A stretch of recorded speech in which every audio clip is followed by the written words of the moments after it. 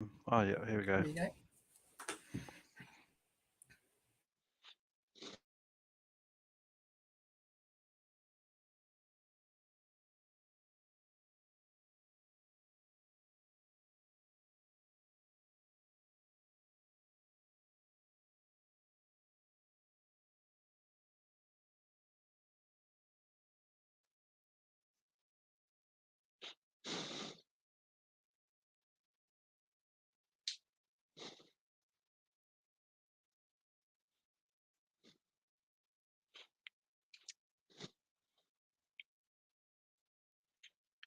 Tēnā koutou e mātakitaki mai. Koe nei ngā kōrero ārauri e mea mai. Ko ihoa tōku marama, tōku whakaoranga, kia wehi hau i awai. Ko ihoa te kaho tōku ora, ko wai e mātaku ai a hau. Nō reire e pātua mātou matunui te rangi. Koe nei mātou e tuku nātu ngā whakawhetai, ngā whakamoimiti, o kupu hei whakakahangia te wairua te tīnana o mātou katoa. Mana ki te ai e te atua tēnei tō mātou kaupapa, hei ārahi e mātou i runga i ngā ahuatanga katoa, i runga te ngota utame hu kraiti tō mātou kai whakaora. Amen. Kia ora kata, kia ora tātou. Amine. Amine. Tēnā tātou, tēnā koe e te pāpā Sam, nau i tuki te karakia, nau i tūwhira i tēnā o tātou nei kaupapa. No reira tēnei te tuki mihati ki a koe. Tēnā tātou, nau mai, whakatau mai, ariari mai o taringa, ki tēnau o ngā kaupapa arā ko te Maangai, ko Maangai Taunaki tērā. Look, firstly, just want to, well, it's been a little hot minute actually. So tonight we're going to be talking. Actually, we've got a few things on the agenda tonight. So tonight we will have the opportunity to talk with a current councillor, and I'm going to make some introductions to that later on this evening. But tonight's kaupapa is really around about, it's session 4 of our Maangai Taunaki sessions, and it'll be focused on navigating the system. Look, just quickly, I just want to make a quick plug. Firstly, just want to acknowledge Radio Live or Radio Tainui for streaming and supporting this kaupapa. By way of introduction, if you haven't been and joined us on any of our Maangai Taunaki series before, my name is Kawina. I'm of Ngāti Mahanga, Ngāti Haurua descent. My two primary marae are Te Paporotu and Omairo, and I'm one of two kaimahi within Taurukura, and part of our mahi is around helping to support candidates, one, to stand in local council, and two, mobilising more Māori to get out and vote. I'll just quickly hand it over to Kirsty, and Kirsty can just quickly introduce herself. Po Maria e te whānau, ko Kirsty Barber toko ingoa, along with Koe, we're involved in this kaupapa, and yep, it's been a roller coaster so far, and we hope to see more wonderful people like Arama standing for council. In her case, she's standing for mayor, and she'll tell you all about that. Yeah, so great, let's on with the show. Kapai. Next slide, please, Sharon. All right, so as I shared earlier, that this really is about us creating a collective approach to support, as I mentioned earlier, Māori, more Māori to stand in local council. We also want to help to support campaign teams, support people to get around them, to tautoko and support their campaigns. So as I mentioned earlier, that tonight's session is around navigating the system. We're going to get a chance to speak with, as Kirsty mentioned, Arama, who is a current councillor in South Waikato, and who is also standing as a candidate for the mayoralty. But look, tonight's session is going to be a hot one. It is being live streamed both on Tainui Live on our Facebook page, so on Taurukura and Mana Tangata Mana Maangai. By all means, if it's that you can't join us live this evening, you do have access to these via our YouTube channel. So again, that's Mana Tangata Mana Maangai. And sorry, it is being streamed online on Waikato Tainui's so-called Waikato Te Awa page. and we encourage you to let all your whānau know to join us. So this is our kaupapa for this evening.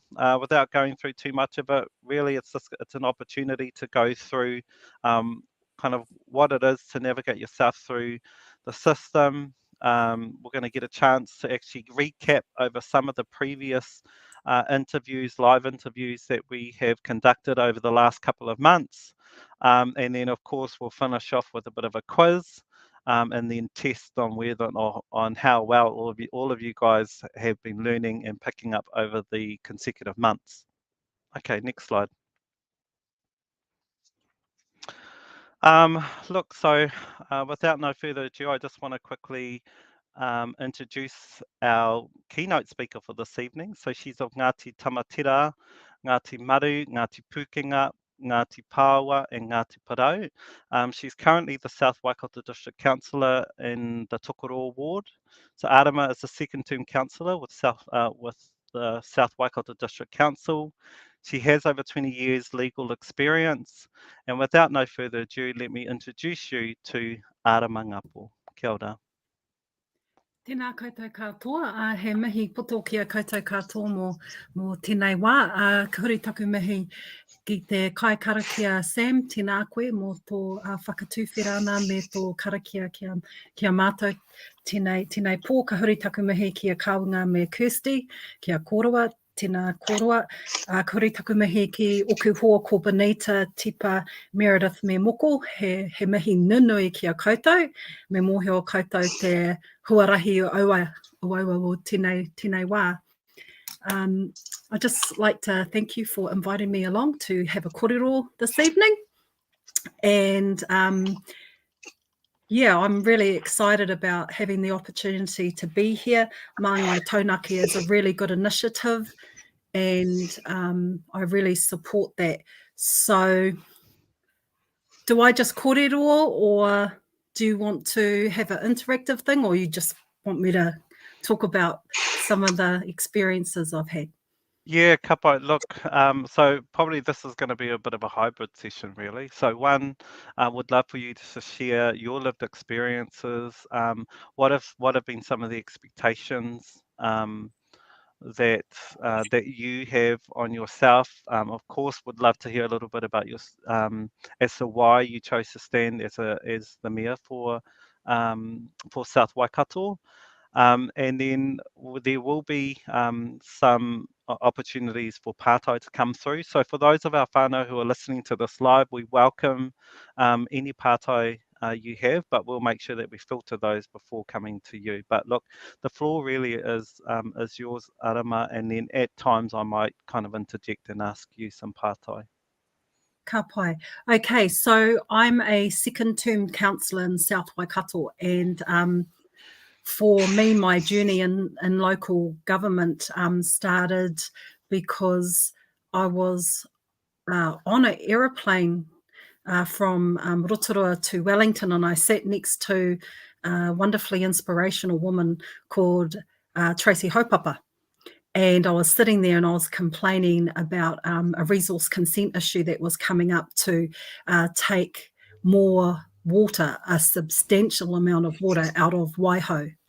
And I'm pretty fortunate that I live in South Waikato and the Waiho River can whakapapa all the way back up to Hauraki where I'm from. So I seem to think of myself being in South Waikato but protecting all of Māori assets really. And then she said, well, you should stand for council. And it was really then that I kind of thought about standing for local government because there was an issue that I was quite passionate about. And then when I looked into it more, I saw that Māori were underrepresented in this area of mahi and women were even more underrepresented. And so the more I looked at that, I wanted to kind of challenge some of the whakaaro and bring a different voice to the table. And so that's why I initially decided to stand for council. And then I had a kōrero with Tipa, my mate Tipa Mahuta, because she had already been involved in local government, and asked her about her experiences. And, you know, back in the day when we were all at university at Waikato, you know, there were a lot of issues happening around that time that we felt quite passionate about as well. And so I always had quite a strong, I guess, inclination to be part of the change. So I stood for council and I was successful on my first term. And I would put that down to the fact that I was born and bred in Tokoroa. And so I'd always been part of this community. And I think that having a law practice in South Waikato and serving my community at that time for over 15 years, that helped with my profile. And then from there, I decided to stand a second term.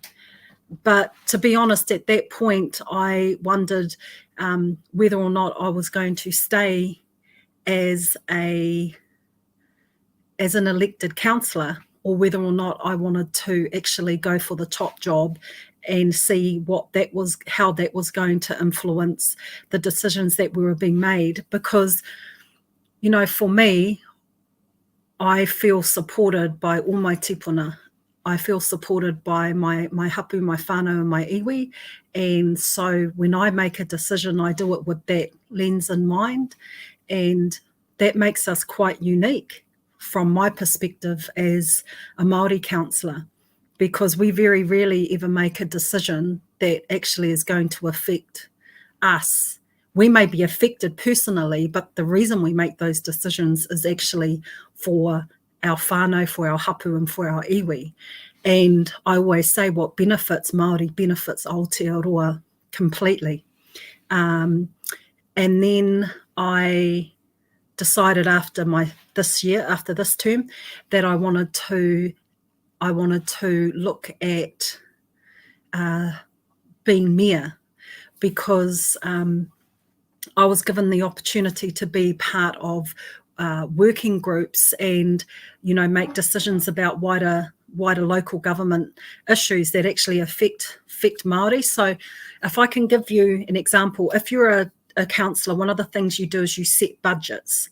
And when you're setting budgets, if you think about the roads that your council has control over, if you've got a budget and you have to decide where that money's spent, and you have a brand new subdivision going up, and then you know that actually there's a wharekura or a kura kaupapa whose roads haven't been fixed for 10 years and they've just really degraded, and you sit there and you look at budgets. When you look at that with a Māori perspective, for me, my priority would be making sure that those roads are safe for our tamariki, that they have the right tar seal on them, that the cars that the parents are driving in order to drop their tamariki off, or the buses driving on to look after their tamariki, that those roads are actually prioritised. And so as a councillor and as mayor, you have influence over that. So that's just one example that I can give you that really does affect our lives as Māori. Obviously, resource management reforms, the Three Waters reforms. You know, if you don't have Māori at the table, then your voice isn't heard. And it's really important that our voice as a treaty partner is heard, because there's only two treaty partners. We've got the Crown and we've got Māori. And so it's important from my perspective that we embrace the ability to be part of those decisions. And if you're mayor, then you will automatically have a seat at the table, and you can encourage more Māori voices to be involved, because I'm not an expert in everything. I often tell the story that one of the first reports I read on council was about berms. I had no idea what a berm was. I barely know how to work the lawnmower. So apparently the berm is the grass in between the curbside and the pathway, and that is officially called a berm. And the amount of information I received about berms was just out of this world. But I'm not an expert in that, but there will be other people in council that can help me make those decisions when you're looking at those type of issues.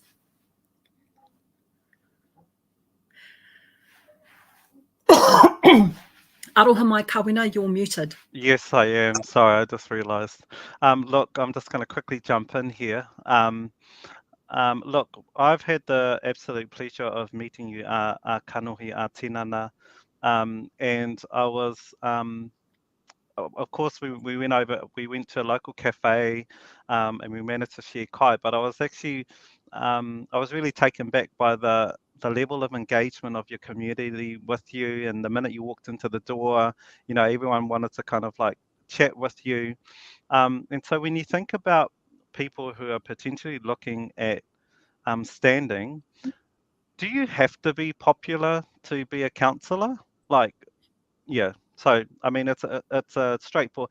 Is being a councillor all about is it a popularity contest? What does it mean? Like, what would win you the race to be elected as a councillor? It is a popularity contest.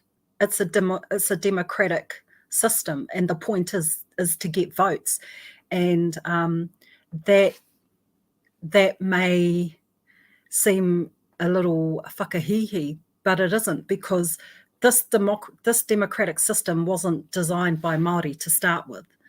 Okay, so this wouldn't necessarily be the way that we see leadership. So this particular model, the model that we use, it is a popularity competition because it comes down to one thing: who gets more votes. And that's why I think it was a benefit for me that my whānau were born and raised in the South Waikato. And if you are from your community and your community already have a relationship with you, then I think that's really important, because you're going to be representing that community and you're there because they voted you there.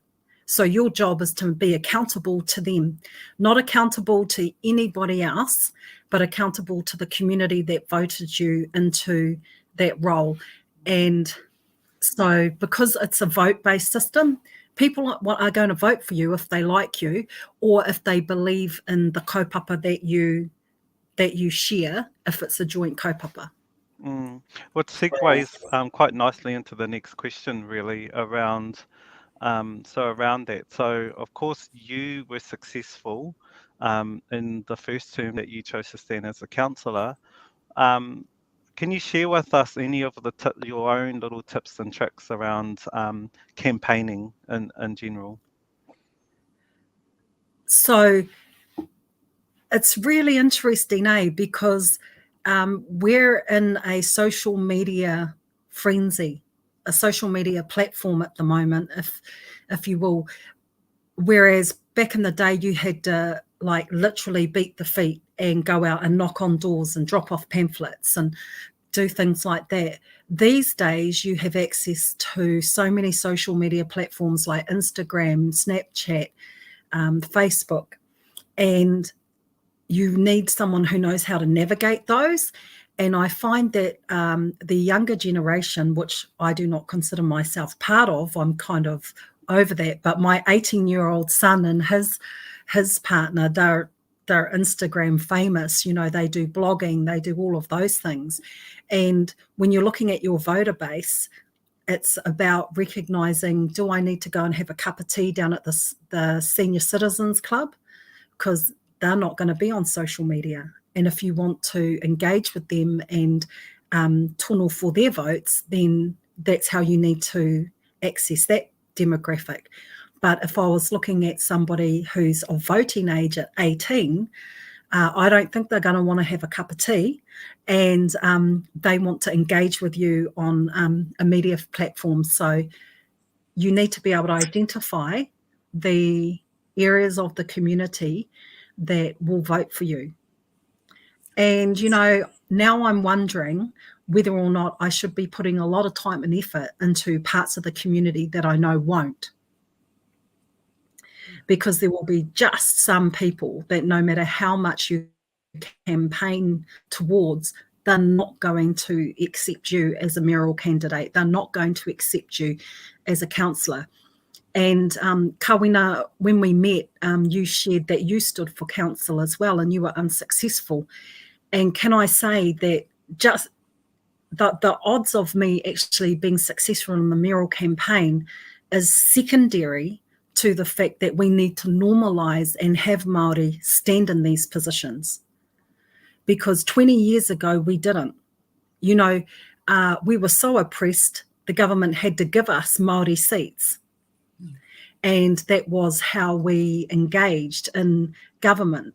So we now have a platform with the Māori wards work that Minister Mahuta did, and to all the people that have chosen to be negative about her at the moment, well, you know, man, who are they? You know, it's not a whittle, but I'd love to see the Kingi Tuheitia to come out with a statement, because I'll be right there along with him, you know. And staunch, beautiful wahine Māori woman, you know, working in this space tirelessly so that people like me even have the privilege of being able to stand as the mayor. And so for me, yes, great. If I'm successful, I know I can do the job.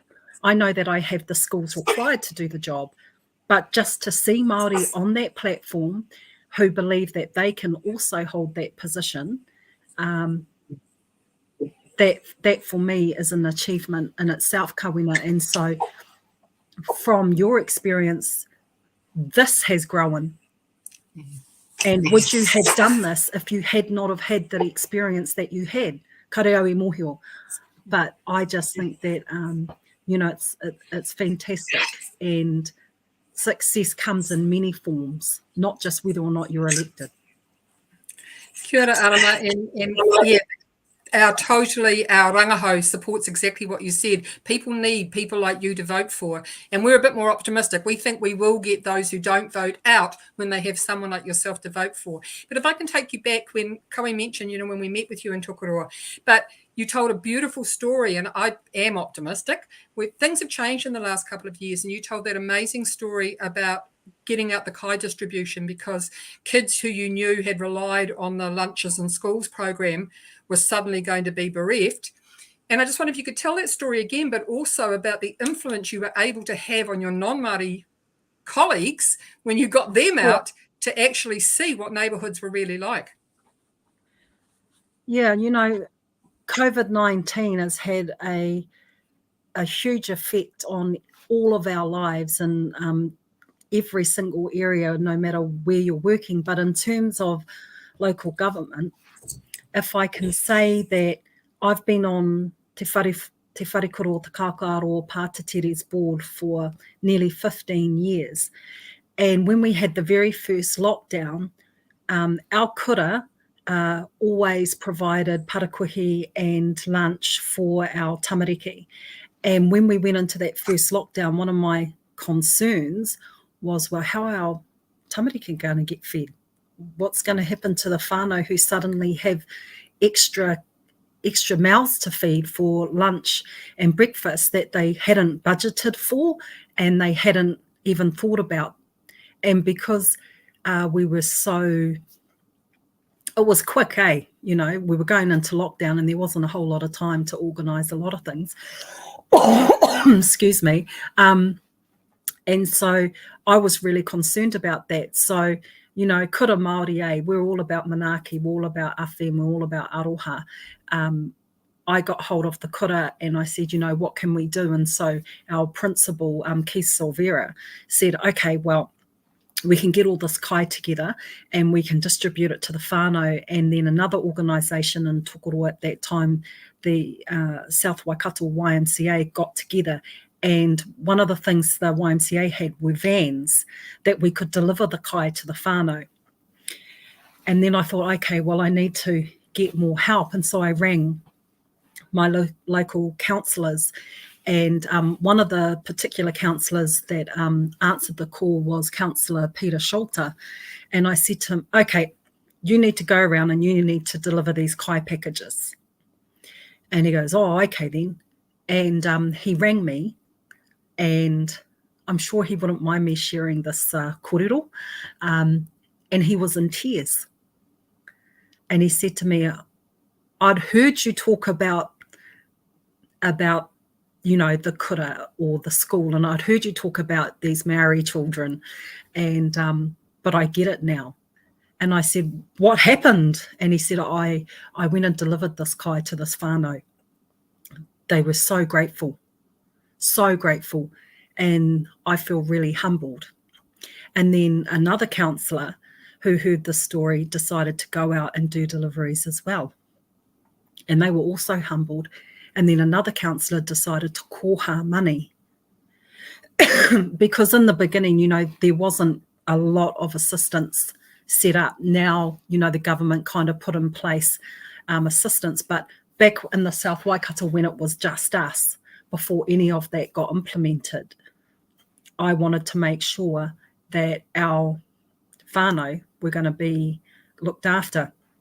Another big key event in my term as a counsellor was when we had the Christchurch massacre.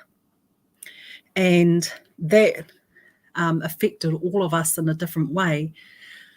But I remember asking my council whether or not we were going to do anything to show our support, our aroha, and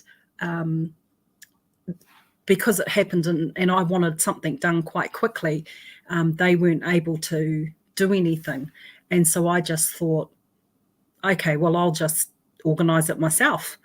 And I remember just putting up a post on Facebook and saying, this isn't a council event, but I'm going to hold a vigil, and if anybody wants to come, then please come together. And at that time, I thought, oh well, I better come up with a little program. So I asked the kaumātua if they would like to come and do a karakia, and then I got hold of our community, and just kind of put the pānui out there. And I don't know why, but I photocopied like 20 programs, and I got there and I thought, oh, yep. Over 600 people turned up to that event. And we were outside the council building because I didn't have council permission. We weren't allowed inside the building. We didn't have access to anything. We stood outside the council building, and we had people from the Muslim community turn up. And I said, would you like to speak? And they were completely overwhelmed. And then I had different ministers from different churches turn up. And we had people from Tiro, Pataru, Arapuni, and they all turned up. And that taught me that it's actually not necessarily about having, a flash program organised or guest speakers organised, because, man, that was mamai. And for my community, they obviously all wanted to come together and share and be part of that particular vigil. And so, that was something that I was quite proud of. And then recently, South Waikato's in Tokoro, we've redone our Leith Place, or our central street, and on the left-hand side of that, on State Highway 1, Raukawa Trust Board has completely renovated the old building there, and it's a beautiful, magnificent piece of architecture and a real tribute to Raukawatanga. And I asked to rename that street Raukawa Lane. And so that was something that I was able to support as a councillor, and those things were done. So those are some of the things that I'm most proud of in the last 6 years. And I often say to people, if I don't get the mayoralty, then that's it. I'm completely out of local government, because you have a choice to stand as mayor and as a councillor. But for me, my journey and what I wanted to achieve and to raise the profile for Māori, I've done that. And so October, I'll either be here in a different role, or I'll be moving on and looking at some new challenges. Ka pai. Hey, look, just kind of in closing, really, I think what has been really evident in your consecutive terms as a councillor is not only, I guess, some of the skill sets that you bring, particularly from your profession, so being a lawyer, but also the connection and the relationship that you have with your community. And so it's very evident in some of the mahi that you've long been kind of working towards in your term as a councillor. And a lot of it, they largely is tied up in policy, reading documents, kind of influencing key district plans and the like. But you've really taken some really pragmatic approaches to reaching your most vulnerable in your communities, and it's evident really through, as you shared earlier, the experiences of some of your other fellow councillors, with you introducing them and bringing them into the program that you run that was addressing some of the immediate needs around COVID.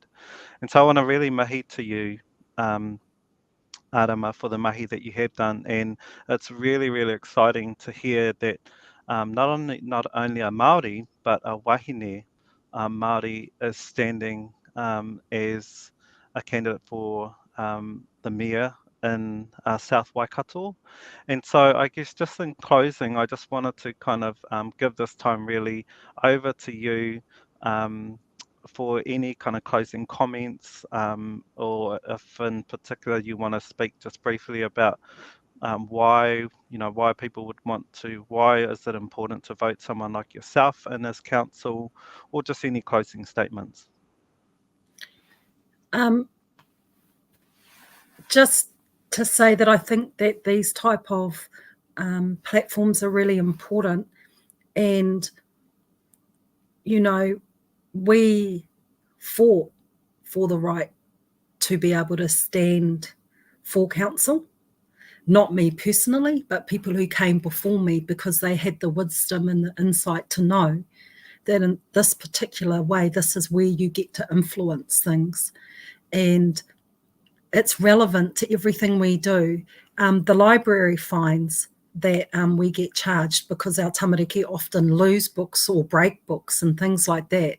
And, things like that you have the ability to be part of. And for anybody that's interested in perhaps standing and they want to reach out and, get in touch with me, I'm happy to kōrero to them. Reading is a big part of this job, but don't let it scare you, because there's a lot of support.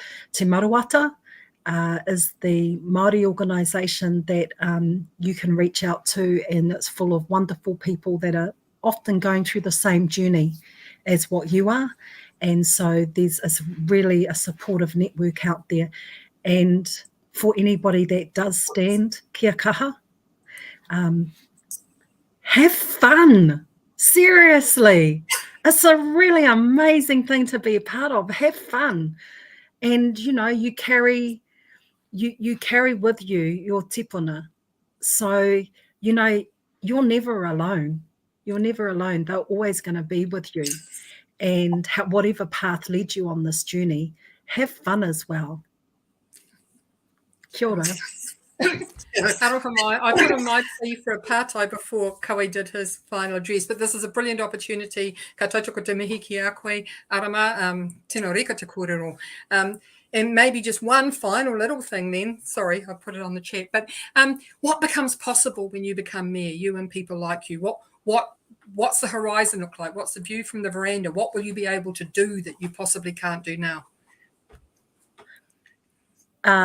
Influence change more, and hopefully inspire more people to actually see it as a possibility that they can be mayor. Because I think at the moment we've got maybe one or two mayors through our Aotearoa. Now, that's not good enough. But the only way to change that is by having forums like this, like Maangai Taunaki, like Te Maruata, supporting Māori candidates. Because, we're part of, the fabric of this country. We're a treaty partner. Co-governance is a really big issue at the moment. And for me, co-governance is a good start.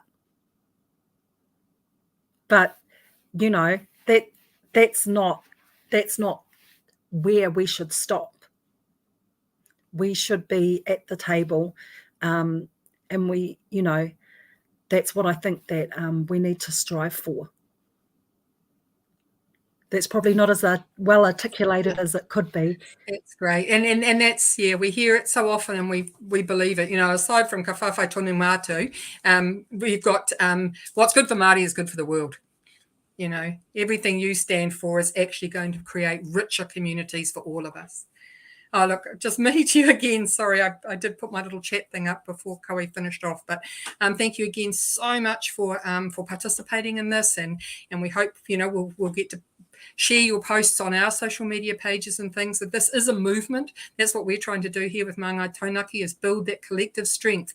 So, like you said, nobody feels alone. That there is help and support out there.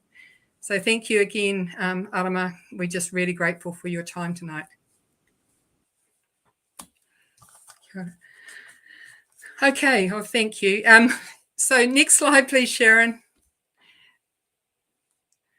Whoops, Sharon? Oh, no, next one. Thank you. Yes, as you can see, this is a fairly organic movement we're creating. We're not polished professionals, but we do our best. And this is kind of just a recap of what we talked about last time, and just reminding you, and Arama talked about it so eloquently, you need to get out there. You need to be visible in your community, authentically visible, engaging. And like Arama said, you know, whether that's going down to have a cup of tea at the senior citizens, or getting on your social media and doing little, like Mukul did, went around, you know, huge demographic like the far north. He went around every single little community and took little TikTok, or not TikToks, but, you know, little video clips of himself. So there are lots of ways these days of being visible, but face recognition, you know, whether we like it or not, there's not so much the popularity competition, but it does mean that you need to be visible. People need to know your face, and they need to know the name that goes with it. So there are lots of things we can suggest, and we've talked about last time. Have that powerful, memorable campaign slogan. Our next Tinana Wānanga, will hopefully people will be able to kind of workshop practicing on each other great slogans. Hoardings or billboards. At our Tinana one, we had Stu came and talked from Amotai. So there are many Māori businesses, for example, that will support you to do you know, to build billboards, or maybe pay for the printing, or, you know, there's financial support out there too to actually get things visible out there in high traffic areas where people are going to see it. Arama touched on a point too, that, you know, and with some of the little clips we'll show you, when, especially Meredith Akuhata Brown from Tairāwhiti, there are people of you in your community you possibly don't normally hang out with, but they're potentially colleagues and allies and supporters. So get out and talk to them. We know from our own experience, getting the T-shirts printed so that, you know, when you and your crew go door knocking, you know, there's 10 of you that all look the same with a great T-shirt. Or car magnets aren't expensive. Believe it or not, you can get your car wrapped quite cheaply. You can either just pull them off or just get it. We found out here in Hamilton, you could go to Speedy Signs, thanks Bex Neha, if you're online watching this. Lots of other ways of having little visible promotional material for yourself. And like I said, Amotai is a good place, a great big database of Māori businesses. There'll be people out in your community that'll be willing to support you to print flyers, or, you know, print T-shirts. Go and have a think. You know, we did this last time, and we did it in our Atina one too.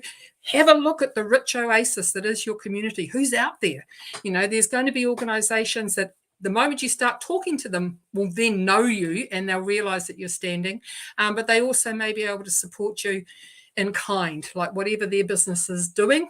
They may have ways of supporting you, not so much necessarily with pure putia, but they might even be willing to host something at the cafe and pay for muffins for people, all sorts of things. Getting yourself out in media, there's lots of local community radios. Well, of course, you've got Tainui Live here in the Waikato.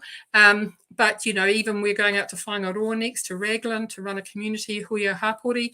And Lisa's going to put us in touch with the Raglan radio. Who knew they had one? But so get out there, local newspapers, create your own. Don't let them do it, create the thing that you want out there, and then ask the media to publish it.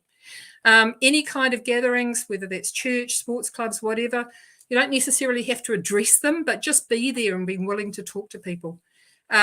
Interviews we've talked about. Like I said, Mukul's one I thought was just brilliant. In a huge geographical area like the far north, he literally went to every single little community and took a little video clip of him in that community talking about it and talking to it. And the other thing that's really easy is your local community Facebook pages. I mean, we have about 4, I think, around Whatawhata, which is the petal of the universe, as we know. We've got we've got at least 4 community pages. We have the 2 marae pages. So that's 6 pages of people who are sharing your message. That calendar of community events, go to your websites. Actually, if I could have the next slide, Sharon, thanks. Oh, whoops, no, that wasn't the one I meant. Sorry, never mind.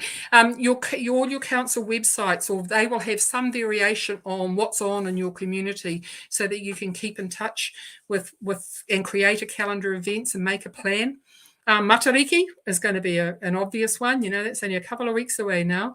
But just even if you haven't got things brilliantly prepared, at least let people know that you're standing or thinking about standing. And that way you'll be memorable to them. This one, again, we're just going through it. I'm not going to go through it in detail. We've had it before. We can send you resources. We have one that came from Hayden and Hiniwai's book about how to put together an A4 trifold pamphlet, what to have on each part of that. Getting that campaign slogan, boom, Kauai's in 2019 was your voice for community. Having something that's really clear. And what we'll look at a bit later tonight, and what we'll look at again in our Atina one, is having those messages so that when people talk to you, boom, you've got the 30-second response that tells exactly what you want it to say. Candidate profiles are a kind of legal thing. You have 150 words. Again, don't have a Photoshop photo, get a decent one. But these days, thanks to social media, you can also record videos and things. You don't have to stick to that 150 words. You do for the formal thing, but you can get your profile out there more in a more exciting format. Stump speech is when you turn up to candidate events. And again, you want to be able to nail your key messages, nail your key points in a very clear and resonant way. Like one of them said, I think it was Baden Barber, said, if you haven't heard yourself say it so often you think you're going to throw up, you haven't said it enough. Because it might be the 1000th time you've said it, but there'll be somebody in the audience and it's the first time they've heard it. So that's just to remind you, and we can give you, we can send you all these resources, and we'll send you the PowerPoint tonight if you're on our mailing list. Thanks, Sharon. Whoops. Thank you. So yeah, this was just an example. Hamilton City Council do it quite well, but there are all sorts of, not just the council websites, Sports Waikato, Settlement Centre, cultural events. There's a lot of things. You can find out what's happening in your communities in lots of different ways. Make a plan, a calendar of what you can go to when, who your voters are or who those target groups are, and your ability to influence them. Thank you. And I think, and thank you, Kauai's just, thank you again, Arama.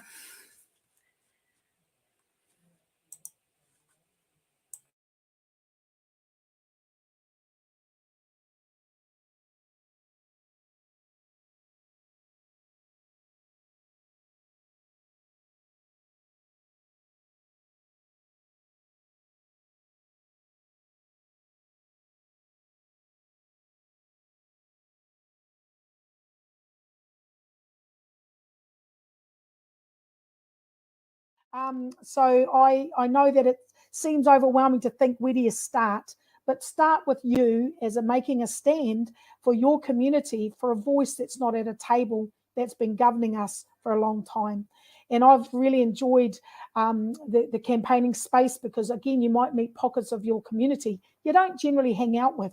So look at the campaigning trail really as an opportunity to perhaps broaden your scope of who is it in your community that you perhaps haven't connected to or know or wonder about, be it sports clubs, be it, fitness spaces. I only say that because I'm generally not in those spaces. I play hockey, but as far as fitness and running, only if I'm being chased. But fundamentally, you get to see your region in a different light, because you're saying, I want to represent at the table of governance. And we make an oath, we sign an oath as a district councillor to represent the views of everybody in your region. Now that's kind of interesting, because for a long time, the interests of everybody in our regions, particularly Māori, haven't actually been at that table. Aroha mai whānau. Okay, that was a bit of a glitch from my end. But look, as I mentioned earlier on at the introduction of tonight, that we were going to do things a little bit differently. So we're going to do some recap of some of the presenter profiles and the interviews that we've conducted over the last couple of months. And so firstly, I'll introduce Tipa Mahuta. So Tipa Mahuta is the Māori Ngā Haui Whā Waikato Regional Council for Waikato Regional Council. Just quickly, Tipa has held one of the 2 Māori seats in Waikato Regional Council for, I think, at least 7 to 9 years. She believes Māori wards will ensure greater representation, and that having 2 Māori seats in the Waikato Regional Council has only benefited it. And so Tipa also has been recently appointed to co-chair of the new Māori Health Authority. And so we're just going to quickly hear a bit of a snippet from the Tai Ki series of Tipa Mahuta. Why should you stand? Well, if you're watching this, you're halfway in the door, karema. And something that I asked in all local government, every forum I go, is if you've got 3 big why nots, then you probably need to stand and find out. Yeah. Why can't our community have this? Why is it so hard to do that? And how come access or other issues still aren't being addressed by council? Now, council probably is a place where most of our day-to-day issues are sorted, and then the rest are sorted out down in Wellington. So if you've come up with a, geez, I think that might be me, and you're worried about the skills bundle you need, I think just to add to what Meredith said, if you've got networks, that's probably the first one, because you don't have to know everything. You just have to know people that do know. And by networks, I mean people on school committees, on community committees, on marae committees, on whenua committees. You've all been in a decision-making role. So again, those are all part of your networks. The other one that you can't discount, and you all felt it tonight from Meredith, is passion, because the process of a local government can be quite tiring. So you got to remind yourself all the time while you're there, keep your eye on the prize, so to speak, because they'll try and talk you down from it. They'll try and say, oh, that's too long, it'll take too hard, it'll take too long, and so much change is involved. Then you just got to go through, I don't know how you do it, but however you convince the rest of your whānau, friends or whatever to join your plan of action, that's what you just have to apply those skills at council. And then the last thing I think, and Meredith's a superstar at it, is communicating. Because, yeah, we get a lot of reading, but at the end of the day, what's the 3 punch points that our people care about? Why is it important? How does it affect me? And what can I do to change it? So, again, long as you're committed to being an avid learner, because there's heaps and heaps of like Meredith said, rhetoric, policy, etc., to get your head around. But there's 2 groups that I think are our champions. And we're quite lucky in Waikato because we've got a third one. We've got the iwi. So iwi has experts and they want to help you be a success in council. But council has some internal experts, and they're not just Māori staff, but the Māori staff can direct you to the friendly staff that are going to say, hey, this is how this issue affects your community, and I really want to support you to get there. That's what I had in my first year. I had people from our staff, just, from all over Waikato, who just wanted me to be a real success. So they broke it down for me. They wānanga'd with me. They gave me all their own time so that we could be really successful as the first Māori councillors on the Waikato Regional Council. Awesome. So sorry, just to recap quickly over those 3 punch points that Tipa said. So 1 is, why is it important? How does it affect me? And what can I do to change it? And the bottom line is, what we do know is that councils have to work with us, especially if we're in the room. So we're too often, the experience has been that we're often become the subject matter, or that they're often talked about us. But by having more Māori in council, will provide for us and allow the ability for them to actually talk with us. Ka pai, I'll hand it over to you now, Kirsty. And because the thing that's so important, Waikato Regional Council have been able to hold on to, they've had the Māori ward seats now for, this is the 3rd term, and, you know, so they've been able to do that, and we know just how influential people like Tipa and Kataraina have been. We now have Māori wards. Yeah, but we're greedy. We actually think we need Māori standing in general seats, standing in the Māori wards, and retaining the Maangai Māori. So we need all of those lenses and all of those perspectives with the priorities and values that come with them to be at that table, setting the agenda, not just making those decisions. Because the times are really changing. They're changing for our rangatahi, for our mokopuna, for the future. We know that there's some big issues coming. There's also the local government reforms that are taking place. And an allied one, which is going to, we'll talk about this a bit later, but see, Māori wards, it's fantastic, but there's going to be a lot of disappointed people when they realise that unless they're on the Māori roll, they won't be able to vote in the Māori wards. And that at the moment, you can't change that until 2024. There is change coming, though, that's being pushed through Parliament at the moment to allow Māori to change between roles far more frequently than that. But some of the big things that these decision-making bodies are going to have to make decisions about, which is why it's so vital that we have people stand. Yes, we need people to get out and vote, but we need people like Arama, people like Tipa, people like Kaui, for them to vote for. Otherwise, we're not going to be able to tell them that it's important. But there's some really important things coming up. One is that local government have to actively promote Māori interests, and that is also including developing the capacity and the skill mix inside councils.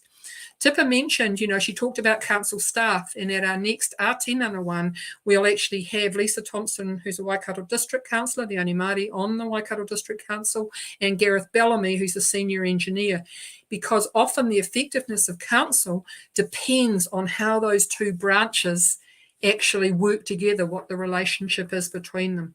Some of us think of councils as being the elected members, and others who deal with councils on a daily basis think of it as being the machinery of council.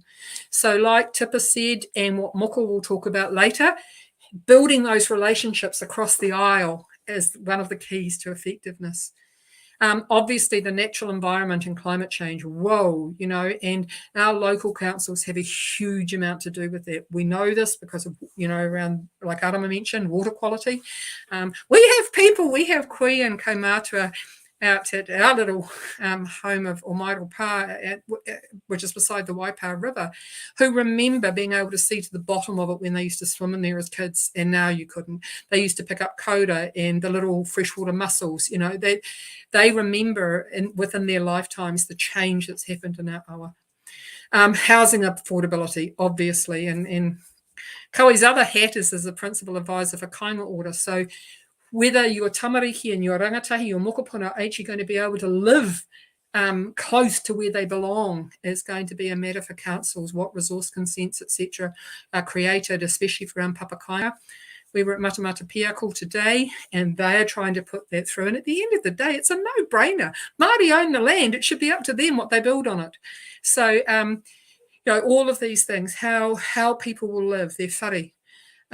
And of course, essential infrastructure, and we'll talk about that a wee bit later. You know, how do we make sure that people who are locked into a 3-year cycle actually have, and are only funded by rates, etc., actually have the vision, the strategy to look at end-to-end management of some of our essential resources and infrastructure. Yeah, that's probably enough. I've probably burbled. Am I on the next one? Who's on the next one? Oh, yes, it is me. Thanks. So, yeah, we just heard briefly one of the little clips we have for Meredith Akuhata Brown. Strongly recommend go to our YouTube channel and check out these amazing inspirational speakers. Meredith's from Tairāwhiti. As she says, people told her she'd never be elected because not only was she Māori, but she was a woman. And her big thing, which we've quoted a lot and came out of our rangahau, you know, be true to the person that you said you would be when you got their vote. And that's come through strong, loud and strong through all our rangahau interviews and stuff. What people want is authenticity. They don't expect you to win every battle, but they need to know that your heart stays the same if they vote for you and support you to get into council. So thank you, Sharon. Can we have the other little clip? So I know that it seems overwhelming to think where do you start, but start with you as making a stand for your community, for a voice that's not at a table that's been governing us for a long time. And I've really enjoyed the campaigning space because, again, you might meet pockets of your community you don't generally hang out with. So look at the campaigning trail really as an opportunity to perhaps broaden your scope of who is it in your community that you perhaps haven't connected to or know or wonder about, be it sports clubs, be it, fitness spaces. I only say that because I'm generally not in those spaces. I play hockey, but, as far as fitness and running, only if I'm being chased. But fundamentally, you get to see your region in a different light because you're saying, I want to represent at the table of governance. And we make an oath. We sign an oath as a district councillor to represent the views of everybody in your region. Now, that's kind of interesting because for a long time, the interests of everybody in our regions, particularly Māori, haven't actually been at that table.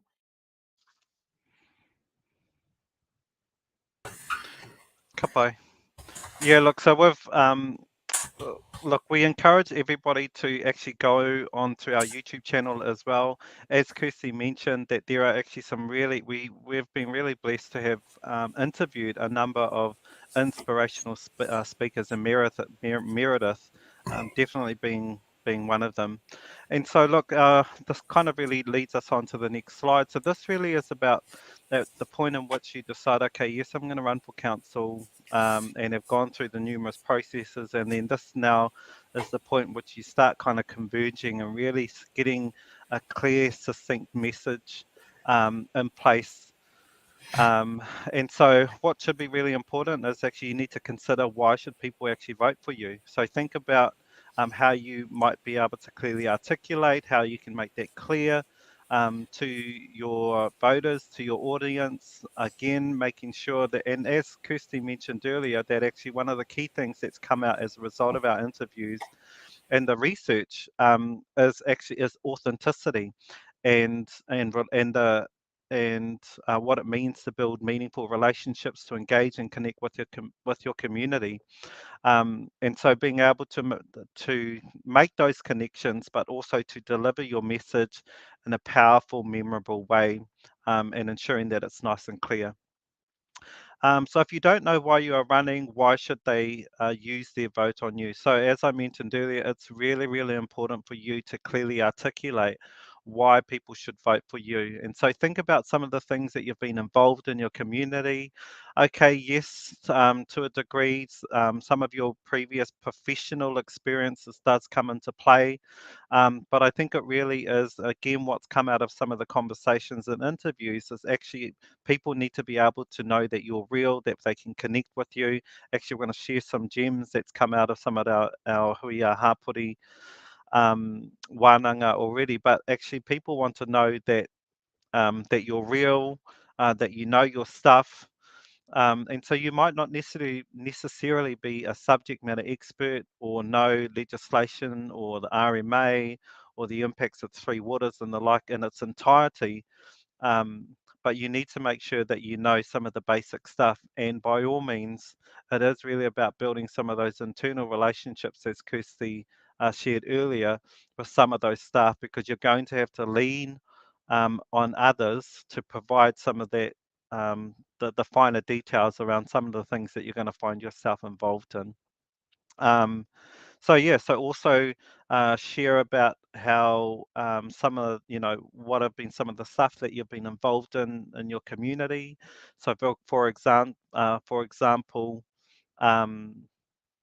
some of this, like, you may have been involved in planting initiatives, river restoration projects, social procurement, also business opportunities. So try and bring some of those kaupapa to the fore, so that you can share that with your voters.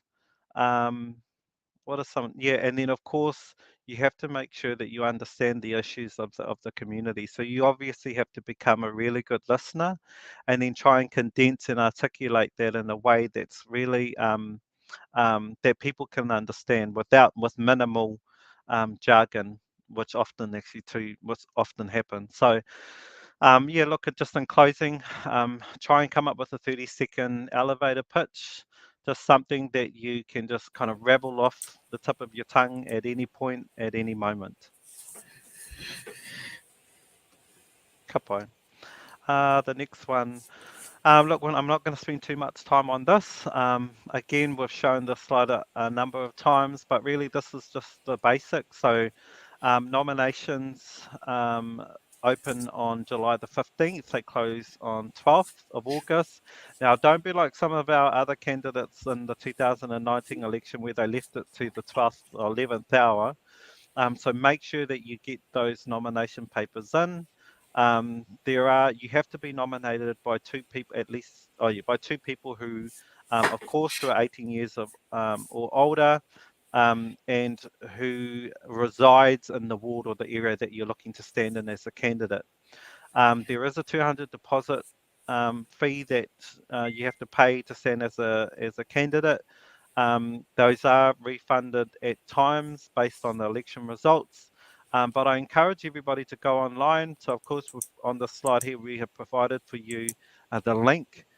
And this is a downloadable link, so you can download these guides. And this really just gives you the basics or the basis of what it means to stand as a candidate, and really just provides for you some of the key information that you need to know. Ka pai, and I'll hand it over to Kirsty. And just to follow on from what Koe said too, so that's the generic one. Every council is a bit different. They'll have their own little kind of code. So keep going back to your district council website or your city council website. They will now have their own information for candidates guides. I know that we now have in Waikato District, the Māori Wards candidates guides has just come out. So this stuff is being uploaded. Some councils are much ahead of the game than others. So just keep coming back and checking, because all of that information should be there, if not now, very soon. So look, we just wanted to, and Tipa mentioned too, Te Maruata Rōpū Whakahaere, we've had the privilege of being able to interview and have Bonita, for example, who's the chair of that committee. Moku's one of the young member reps, Baden and Hiniwai on there too, as is Arama, as she said. The really cool thing is that these people, the way they talk now, in fact, I'm not sure if the clip we have of Moku says this, but they started out as being quite a small ropu inside local government NZ. They've now taken over. Basically, not only did they have their pre-conference day, but they've taken over all the tikanga, all the waiata, and they are a really, as Tipa says, they're a very noisy presence, but a very welcome and welcomed presence. So times are changing, and there's a real groundswell. And one of the things we love about what Bonita says, and I'm sure she says it in this little clip too, that the signal of the change is that no longer are people, the LGNZ and Taituara coming and sort of consulting by telling the Māori Rōpū what they intend to do. They're now coming and asking advice about what they should do. So the will is there. And if we can have lots of wonderful candidates standing in every seat, we'll actually see the expression of that in October. Anyway, so Bonita, we've got a couple of little clips from her, one talking about what it was like as her first time as a councillor, and also then another one about Te Maruata and what kind of support is available for all Māori candidates, all Māori staff, community boards, that they are there for everyone. So thanks, Sharon. When I started in local government, all those what feels like moons ago, it was a really cold place for anyone who, and I'm not totally brown, but going to my first local government conference many moons ago, there were probably half a dozen brown faces in the room, and it was a cold, harsh reality of the environment that I was seeing myself in. And I nearly decided after the first term that this wasn't for me. I was lucky that I had really strong mentors in place at the time who cajoled me to stay, and I have not regretted it since, to be honest, because the longer we're there, the more influence that I think we can assert in the sector, and the more people we influence along the way. So I'm actually finding now that I'm not having to do so much of the lobbying, not having to do so much of the arguing, and not having to do so much of the educating of my colleagues, because there are now others around me who are becoming those people, those lobbyists and those advocates for us. But that's not to replace our voices. It's really, really important that we make sure that we put ourselves there and our people there, and that we understand the significance and importance of making sure that those councils honour their obligations to the tiriti, and that they honour their obligations to mana whenua. Thank you. So that's the beautiful Benita from Taranaki, and we now have another one, and we now should have another clip of her as chair of Te Maruata. So as Kawe mentioned, I am also chair of a rōpū within local government called Te Maruata. That rōpū is really all about, we've got some key terms of reference, etc., that you'll find on the local government website, but basically we're there to manaaki, we're there to awhi, and we're there to tautoko Māori who are in the local government sector, either elected through the normal election processes, or those of our whanaunga who have been appointed to council committees, advisory groups, etc., by iwi groups or pan Māori groups within the cities, etc. So whatever relationship councils have or are establishing with whānau hapu and iwi, and establishing opportunities for Māori to sit in governance roles, that's what Te Maruata is there for, to help serve and to awhi and to tautoko all of those people. Now, the irony in that statement is we actually don't know who all of those people are, and we rely on that information coming into local government New Zealand all the time, because at the time that candidates put their names forward for election, there's no data capture, there's no little top tick box where people actually indicate whether or not they're Māori. So therefore, when they come through the system, we are relying on emails and word of mouth to get the message out that we're there, and we're there to tautoko. So our Te Maruata members are all sitting in key positions across the local government sector, and I'm really pleased to be able to say that when I started out, we used to be a committee that people would come to tell us what they were doing, whereas now we're definitely a rōpū that people come to seek advice about what they should do. Doesn't always work, but it is different, and that's the kind of relationship that we look forward to helping all of you who are interested to be able to support happen in your councils, and to become the kind of people that your councils will value in your opinions. Kia ora. Thank you, Benita. And yes, as you've seen across this chiron, I think they call them, across the banner at the bottom. Yeah, so you can hear all of those presenters, their whole speeches, well worth listening to and getting inspired by. At our tinana, we kind of ran out of a wee bit of time, so we'll be doing that in the next one as well. But this is something, even for those of you, this is limited in terms of its interactivity, obviously. But what we also need you to do, or to be thinking about, is getting ready for the tough partai, having your responses nailed, knowing where you stand, and being able to clearly articulate that. And of course, as Arama's mentioned, and others, two of the really big ones that are coming up, or you're bound to get asked for on the campaign trail, about Three Waters reform and about co-governance. Now I'm a terrible resource collector. I collect stuff whenever I can find it, and there are some brilliant articles. So they're not heavy reading, but they'll give you a really good insight. If you're not already subscribed, one of the journals that I believe you should get, and I just have a tab constantly on my computer all the time, is E Tangata, or subscribe to them follow them on Facebook. It's, to my mind, it's a scandal that the level of investigative journalism, the stories they tell, the way they tell them, is just brilliant journalism. And you see the talking heads on mainstream TV, and you just get, I get very furious and want to throw the book at them. But Go, not only do they profile beautiful people, so Tangata's done several articles, for example, on Moana Jackson lately, but the stories they tell, the way they tell them, and the perspectives and the values and the cultural lens they bring is really top-notch journalism and not hard reading. So I'll send them out. Some people already have them, but I'll send them out again when we send you the PowerPoint after this live stream tonight. So there's ones, Aaron Smale, follow him. He's brilliant. So he's written a lot about the fact that minorities already have water rights, and most of them are dairy farmers and very ma.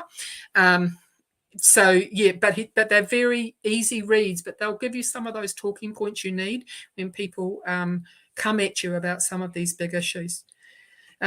Your stance is your own. That's fine. I'm not trying to influence that at all. But I think we are getting a lot of misinformation through the racist dog whistling that we get on mainstream TV. At the end of the day, it's a no-brainer that we need some kind of end-to-end system so that people can't exploit resources such as water at one end, and the next minute you've got marae and their punawai drying up, downstream. Sorry, you know where I stand now. Co-governance, again, that's been allowed to be dog whistled on mainstream TV. Co-governance has been around forever. And the same, the classic example is the Waikato awa here in Waikato. So we had the privilege, at the time we didn't realise it was a privilege, but it was. When we went out to Ngaruawahia for the Māori Wars decision, there was actually a Pākehā dairy farmer who spoke to, we actually were starting to wonder whether we'd have the numbers. And the next minute he stood up. Chris Willerton, don't imagine you're listening to this, but thank you again. And the way he talked, that's why we wanted to interview him. He stood up and he said he knew nothing when he first started, and his experience of working with Māori through the joint management arrangements around the awa, etc., had opened his eyes. He had learnt heaps, and he'd been really humbled about how much he hadn't known. So on that basis, we actually interviewed him for our rangahau as well. But it's nothing to be frightened of, and that's the thing. It's much more effective when you have all of those perspectives and priorities coming around the table. You get much, much better decisions made. And at the end of the day, and I'm privileged to have, got my toe in the water of Te Ao Māori. At the end of the day, it's not about us. We're holding the space for our rangatahi and our mokopuna. And I believe we have an obligation to make sure that the future is sustainable for them. So co-governance is a no-brainer, but you're going to get asked. So let's prepare that's your mahi kāinga. Prepare a set of clear messages. Read those articles. They're not long. I think, even Chris Finlayson, and he was blooming the treaty minister for the national government. He's come out, and he and actually Tracy Hopapa that Arama mentioned. So the two of them have put together an article through, and I'm pretty sure that one's on their tangata as well, that talks about nothing to see here. This is a great arrangement, and it's worked really effectively. The Tupuna Maunga and Tamaki Makaurau, great successful example of co-governance again. Now down in Tūhoi, there's been, I can't quite remember what the actual project was, but another great example that enhances their lives and environments for everyone. It's back to that old thing, what's good for Māori is good for the world. Okay, anyway, thank you. But if you see a whole lot of PDFs coming through your email, that's what they're about. And read them. They're really interesting. And follow Aaron Smale. Kapai, next one. Yeah, look, just before I introduce the next one, probably just a recap on that also, I think, because, let's be honest, the Three Waters has largely been quite a contentious subject and has really been one of many political footballs at the moment. But one thing we're absolutely clear of is that it is not an interests or rights issue. It is an infrastructure and service delivery issue. That is the reason why Three Waters have been, the Three Waters reform has been introduced. And there have been many examples across different local councils whereby that the water quality nor management has been managed properly. And so this is the proposed new look of what we know will largely bring better quality, not only to our tupuna awa but our waterways, but also to the health and well-being of our people. So look, again, we're going to just quickly watch another little clip of Moko. Again, we've had the absolute pleasure of interviewing Moko, and then of course he had an opportunity to share some of his whakaaro and his lived experiences as one of, so Moko being the youngest councillor to be elected in the far north. So Moko is Te Pānia is of Te Rarawa, Ngāti Kahuki Whangaroa. He's a Far North District Councillor, and he's also been instrumental and represents the Far North Mayoral Task Force Tuia program, and part of that really is around developing future leaders, and in particular future Māori leaders. So yeah, Sharon, if you don't mind playing the clip. I just put together this as a little closing, and these are the 4 whakas to make it into council, in council, right? The 4 whakas to make it in council, or the 4 hakas if you are from up north here, like me. So the first one is whakawhanaungatanga, right? Get to know who is in the show. That's so important. Whakawhanaungatanga, it's such a simple cultural concept for us as Māori, but it actually plays out so importantly in everything in life, but especially in council. Knowing who's who, what's what, how's how is so important. Getting to know the language. I'm fluent in Te Reo Māori, Hori English, gibberish. I can hold a conversation in Spanish. I know a little bit of New Zealand Sign Language, and I can order a feed and a beer in Khmer, in Cambodian.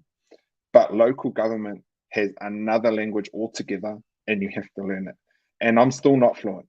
And gee, government departments, councils love their their acronyms, like DIA, Department of Internal Affairs, LGNZ, Local Government New Zealand, RMA, the Resource Management Act, LGA, the Local Government Act, LEA, the Local Electoral Act, OIA, the Official Information Act, OMG, oh my gosh, WTF. So, you do actually have to learn up, but you can learn on the job, man. I got in here green as, and I'm still not fluent, but you do learn on the job, and that's cool as well. 2, so the first whaka was whakawhanaungatanga. The second whaka is whakakemu. Gamify, play the game. This is an actual game. When you get near this politics business, it is a game. Learn the rules. So for me, standing orders, this is what governs how meetings happen, how they happen, what you can and can't do. What's great is that with this whole lockdown business is that a lot of council meetings went online, and there are so many meetings that you can actually watch on YouTube to see how a meeting is run, to actually have a go at it. So standing orders, the rules, what you can and can't do. Standing orders are the reason why the Far North District Council will have Māori wards at the October elections, and that's because I used them to my advantage to be able to get this kaupapa over the line. So know the rules, like the annual plan. The annual plan is what is funded and how it's funded, and it feeds off from the long-term plan. This is what your council does every 3 years. It's a 10-year plan, and it's everything that is actually funded. You're so passionate because you want a swimming pool for your local township. That swimming pool's not going to happen unless it's in the long-term plan. So you need a hakakemu, learn the rules. And Māori are the best game players and the strategists that I know. So do your homework, learn the rules, or learn how to cheat. And if you know that, then you're going to be able to play this game, and you're going to be able to get the wins for your community that you want. My third whaka is to whakarereke, to change tact, right? So change things up if you're not getting somewhere. It took me 18 months to get one council service rubbish bin for Panguru Village in North Hokianga. And it was a lot of backwards and forwardsing. But as a reflective practitioner, I would probably change how I took that the next time round. So if something's not working, don't continue to butt your head against the wall, because you're just going to end up with a hole in the wall and a sore head. Change it up a little bit. And my fourth whaka is to whakareka, to sweeten the deal. And as Māori, we love having a kai. Kai will get you far. Sweeten things. Actually, we're really good at doing the haka. a lot of the time, but sometimes we need to sweeten people up. Get to know staff, get to know your colleagues, give them lollies. What is the price of some chocolate, and what it means if you show someone that you genuinely appreciate them by giving them some chocolate or some lollies, and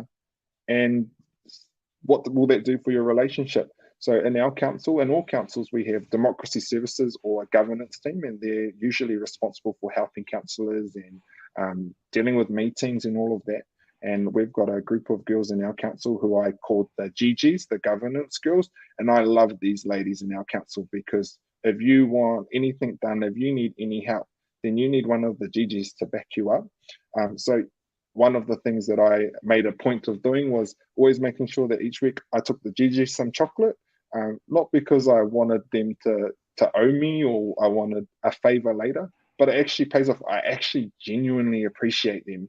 So I show that by expressing it through the hakareka with some chakarete and some rare. So it goes far. Shout someone a coffee. Go catch up with one of your colleagues when you're butting heads or you want to try, you need some help to get something over the line. It's always a numbers game.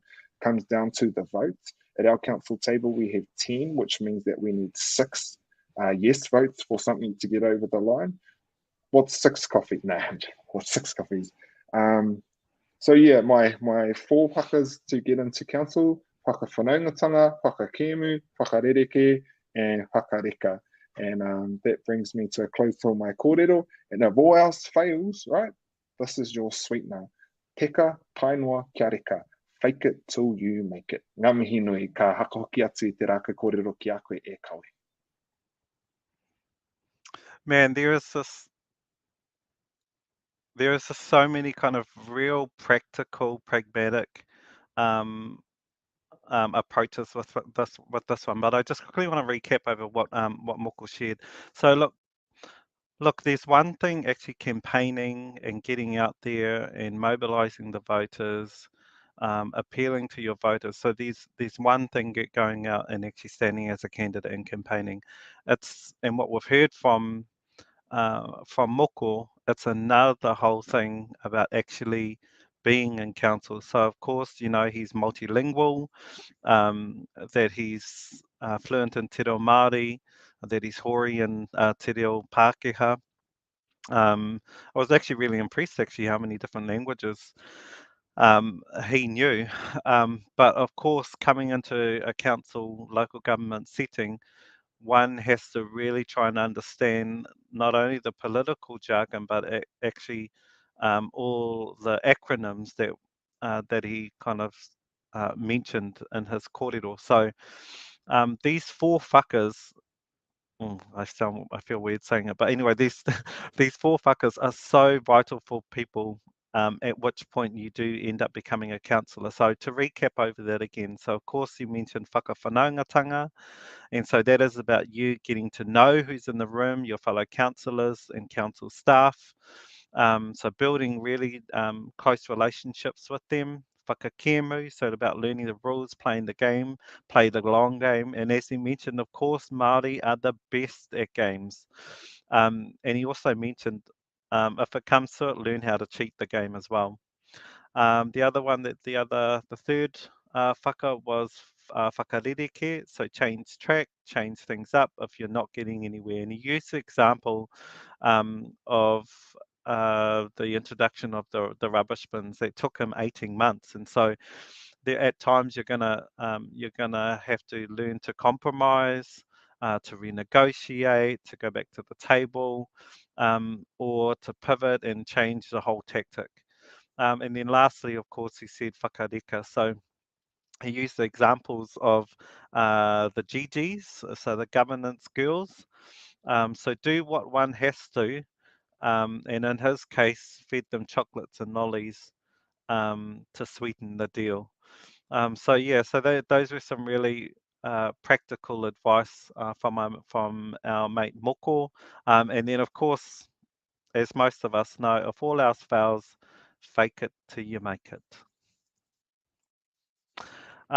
Look, quickly, we are we're nearing to the end. We've got a couple more slides, but I just wanted to share quickly with you guys about what we've learned so far from our hui a hapuris, our community wānanga.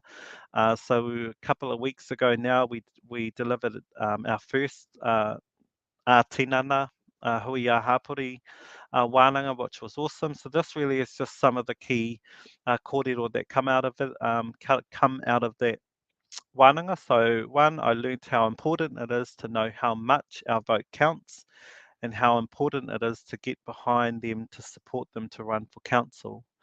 The other one, another key learning was I witnessed generations coming together today. And what we know, particularly around Māori, Māori communities, it is about intergenerational relationships and the passing of that knowledge. And so it was really cool actually at our first hui a hapori to see both rangatahi, Pākeke, kaumātua all under the same roof, sharing their own experiences, their own kōrero, about their understanding or their lack of around the importance of local democracy. We can see the urgency. This is now our time and our opportunity. In particular, here in the Waikato district, this is as Kirsty often says, that this is a once in a lifetime, once in generation opportunity for us to really affect change. And one, because of course we see the introduction of Māori wards. We've already got Maangai Māori, we've already got general seats, but in particular within the Waikato District Council, our boundaries and our wards have changed, which ultimately means that our incumbent councillors who are occupying those seats at the moment, they have to campaign this time around because the wards and the boundaries have changed. And one of our rangatahi who came along to the hui a hapuri event, she said, this is what rangatahi want to see in a candidate. They want someone who's real, someone who knows their stuff, and someone who is hearty. Kapai, over to you, Kirsty. So this is just our, oh, whoops, here we go. No, something weird's gone on. So this is just our fun little review quiz. Sharon's going to scroll it for you so you can do it as we wind up, but you've also got the link in there so you can go and do it yourself anytime till after October, just to remind yourself of some of the key things we've kōrero about today. So Sharon, are you going to our quiz? Okie dokie, let's give this one a go. I'm aiming for the top this time. Okay, which of the following are crucial to being visible in your community? Memorable billboards in high traffic areas of your community, a calendar of events or gatherings where your voters will be, getting out and talking to people, a kanohi, and community Facebook pages. Name and face recognition are crucial, as well as strong, clear, memorable campaign messages. This one's a left fielder. I've heard a lot of the councillors talk about all the reading that is involved. What are some of the tips for managing the reading or reading smart as a councillor? I don't know that I know the answer to this one. Let's go with start at the beginning and read every word. Okay, that is not the right answer. Reading smart means navigating the reading for the important stuff. Use the summaries, the table of contents and headings to work out which parts are important for your people in your rohe. Where can you access support and advice as a new councillor? Te maruata rōpū whakahaere are helpful, council staff and others around you, and you can always tap into the expertise of your whānau. Like Tipa Mahuta said, you don't have to know everything, just know people who do know. People want you to succeed. There is support all around you. Moko Tepanea says, there are 4 pō for being effective as a new councillor: whakawhanaungatanga, whakaemu, whakarereke, and whakareka. Tap into different strategies to get you through. Yes, we're beating that Kirsty lady.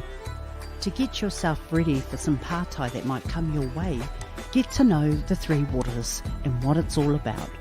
Understand why people should vote for you and have an answer for that. And understand what co-governance means. People are going to want to talk to you on the campaign trail, especially about high-profile issues.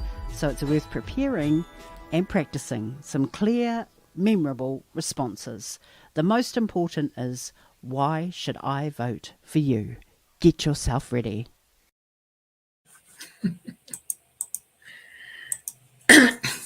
Kia ora, Sharon. Thanks for that.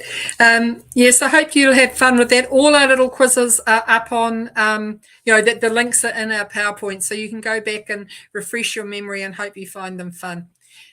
So what's coming up next? So the local, we're putting in a big plug for this. You'll get so much information on the votelocal.co.nz, which is the local government NZ website. Yes, a lot of really, really important information, but you also need to go to your own councils to pick up those bits that are particular to your communities. Our next Maangai Taunaki wānanga for the Aotearoa one will be on the 21st of June. It'll be at Omairopa again in Whatawhata, and we'll have guests, like I said before, Lisa Thompson, who's the Māori Waikato District Councillor, and Gareth Bellamy, who's one of the senior engineers. So he'll be able to talk what it's like on the operational side of council. As you heard Arama and Moko talk, having those relationships across the aisle is really important. Our next community wānanga is at Papahua House in Whangaroa on the 19th of June. We provide kai, and it's very interactive, so you'll get a chance to really talk about and think about what this community needs. But come along, we'll have the Electoral Commission there, so you can enrol. That's one of our big messages, that it's enrolling and voting in many councils that's not made easy. So my 25-year-old daughter probably doesn't even know she has a mailbox, and so getting in and being enrolled on time and avoiding special voting is really important. We're also combining with Waikato Tainui to run 2 big candidate events. Unfortunately, the time's kind of run out now from their end, so July may not happen, but look out for that. So hopefully it'll be at the Novotel or somewhere similar. Again, we'll feed you, and we'll have some inspirational speakers. The next one of these, our next live stream, is in a month from today. Kai, can you remind me, what are we at now? 7th of June. So I think it's about the 5th of July. Is that right? Mm-hmm. Sorry, I forgot to put that up. That's our next live stream one anyway. So roughly every month, but fortnight. So there'll be an Aotearoa one in the intervening fortnight, and then monthly live stream ones. Okay. Ka pai. Look, yeah, so just in closing, again, just want to plug for those whānau who have joined us this evening or who haven't been able to join us, please, you can go onto our YouTube channel, so Mana Tangata Mana Maangai, where you'll have the ability to watch over all of our online interviews, our online workshops that we've been running over these last couple of, what it seems like over the last 4 or 5 months now. So please go and check that out if you haven't been able to join us this evening. I want to also take this opportunity to acknowledge Councillor Arama Ngapo and really appreciate her time that she gave up this evening to share some of her experiences, but also want to congratulate her and wish her all the very best as she stands as a candidate for Mayor for South Waikato, and we wish her all the best. Again, just to plug our up-and-coming wānanga. So, of course, we have our Huia Hapori on Sunday, the 19th of June. That will be at Papahua House in Raglan. And then, of course, our most recent one will be our Maangai Taunaki Tinana wānanga, which will be held Tuesday, 21st June at Omairopa. So look, thank you guys. Thank you so much for joining us again this evening. I really do hope that you, especially those who are looking at standing for council, that you have found these of value and beneficial. By all means, if there are people who have been watching these wānanga and who have considered standing as a candidate in any of your local councils, please can I encourage you to reach out to us. So there are a number of different mediums or forums in which you can do that, but by all means, please reach out via Facebook or email, and our email is on the slide. But again, thank you everybody for joining us, and I am now going to close us. So, I runga I tēnā, tēnei te tukumiha te kia tātou mō koutou taonga mai I tēnei pō o tira ki tō tātou nei manuwhiri ara ko Councillor Arama Ngapo e te o rātou. O tira kia koe hoki o ku kaimahi. Māku e whakakapi tēnā o tātou na hui. Me inoi tātou. Kia tātou katoa, te ata whai o tō tātou ari kia ihu karaiti, me te aroha o te atua, me te whiwhina taitanga ki te wairua tapu. Ake, āmine, nohora mai.